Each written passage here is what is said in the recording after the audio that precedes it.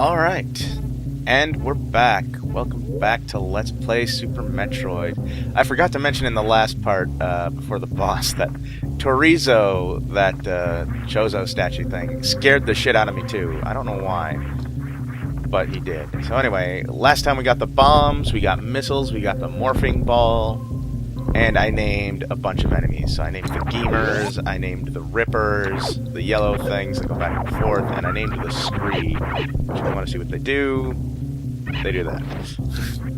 And if you're unlucky enough to stand underneath them, you're gonna die. I should mention, I'm going to be using a lot of time-saving tricks and taking a path that first-time players probably aren't going to be able to do. So anyway, but before I move on, I'm going to go in here, which is a place we couldn't get to before, and bomb my way over here, and I'm going to grab yet another missile expansion. Alright.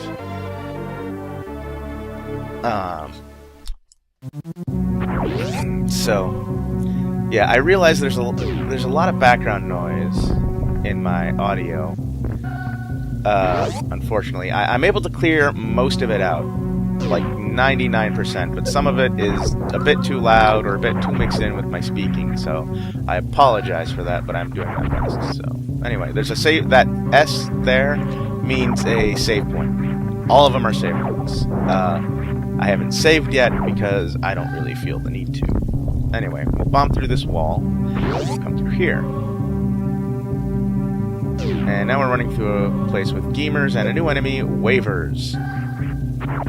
Kill that thing. So yeah, those things going back and forth are called Wavers. Go figure, they wave. They move in a wavy pattern. And at the end of this room, we get our first energy tank. Come through this door, and we meet for the first time green space pirates, which are a little bit tougher. They'll block your normal shots unless you hit them from behind. And so I just use missiles because it takes them out in one shot, and there's no fuss. And they usually drop a missile for me too, so there's a missile door that I'm not going to open yet.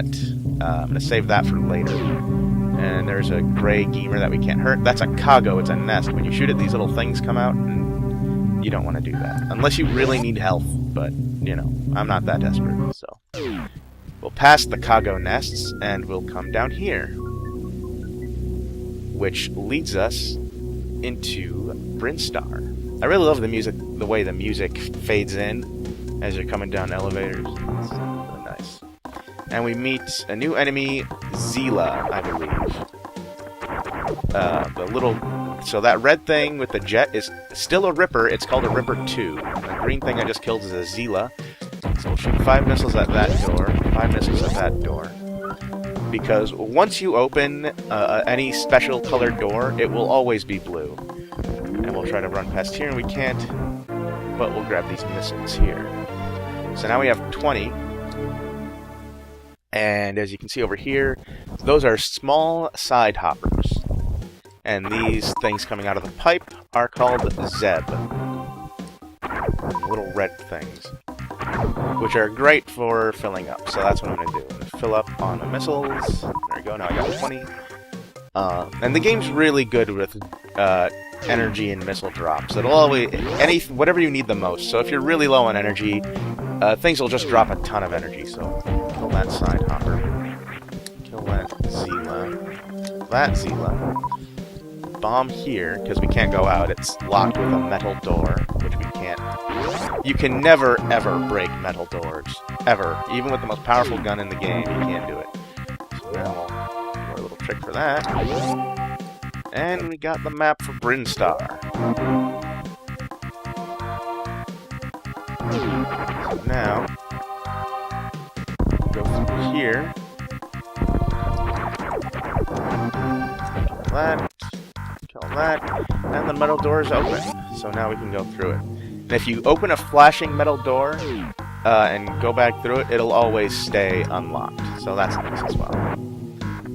Yeah, this is all red doors, but we're not going to go through that one ever, and I'm not going to use that save station ever. Though it is a convenient save point. Anyway, so here we are. And another Rio. Bastard. I'm just using missiles. It's easy. Dang it. So yeah, come up here, lay some bombs. Now bombs, when you set them off, they actually bounce you up a little bit. It's called bomb jumping. And you can place as many bombs as you want. Those things they look like scree, but they're called meta-re. So that's interesting. Zebs for ya. More small side hoppers. Blow that one. Blow that one up. Gotta be careful with my language here. And you can actually see it on the map. There's a secret right here. If you go through there and you bomb that spot, you can get through to a safe station. But I'm not going to use it, so... five missiles.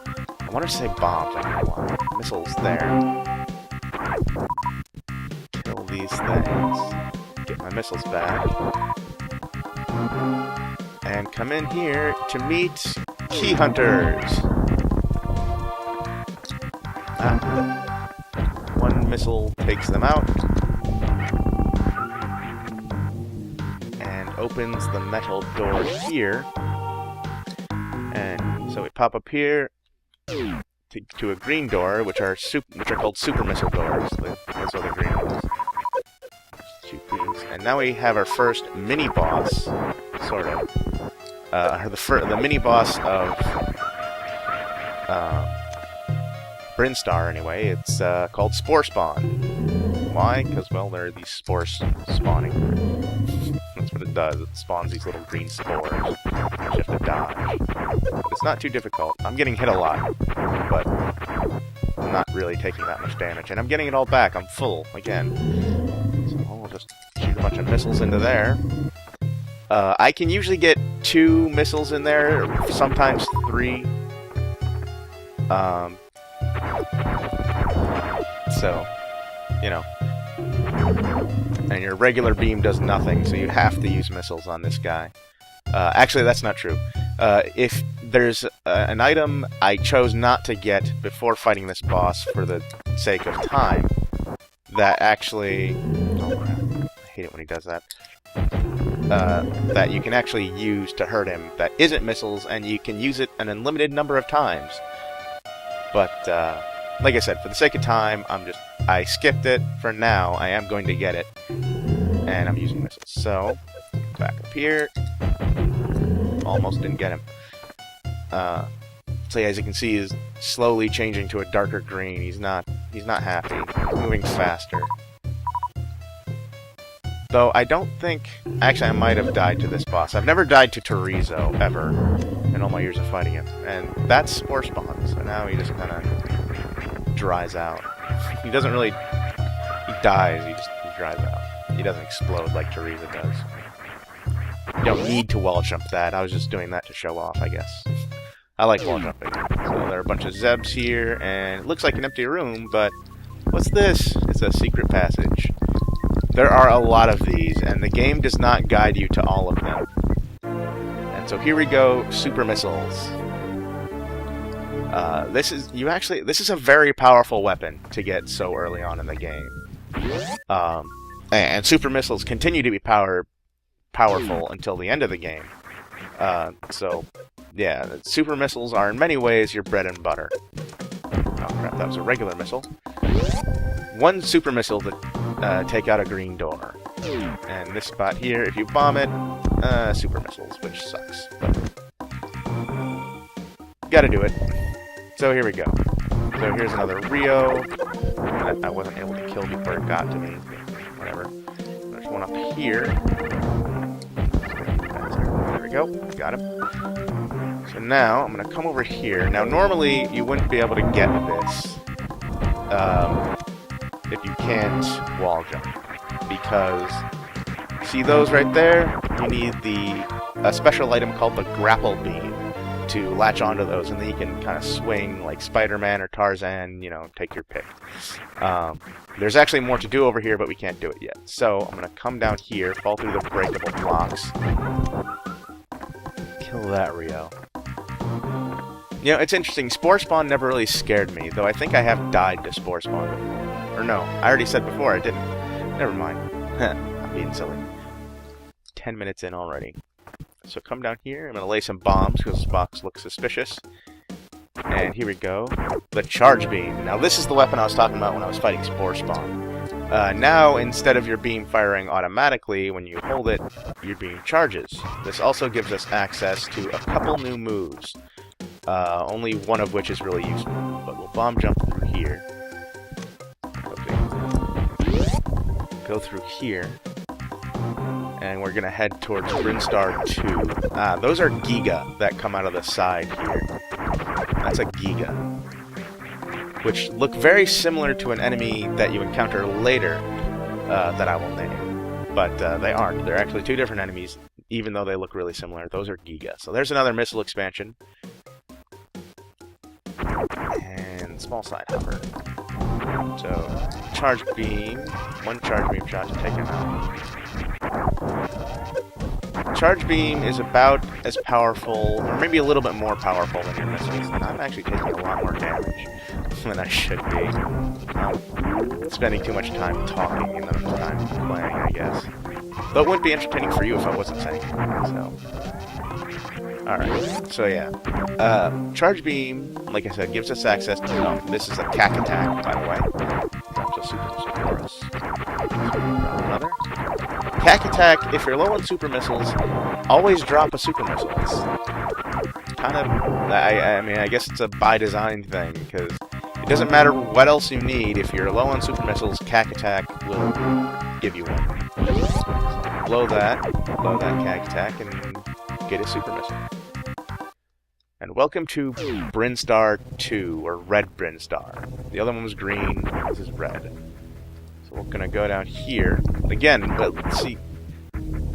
Things that I don't know how I knew, but I just kind of did.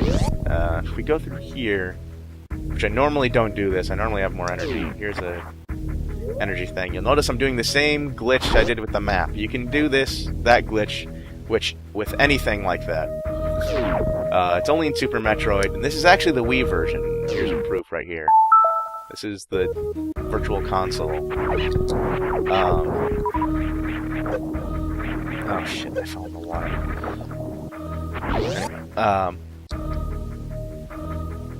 That there is called a yapping maw. Just wall jump, if I can get spinning. You can only wall jump when you're spinning, you can't do it. Now there's a trap by that block, and that's why I shot it.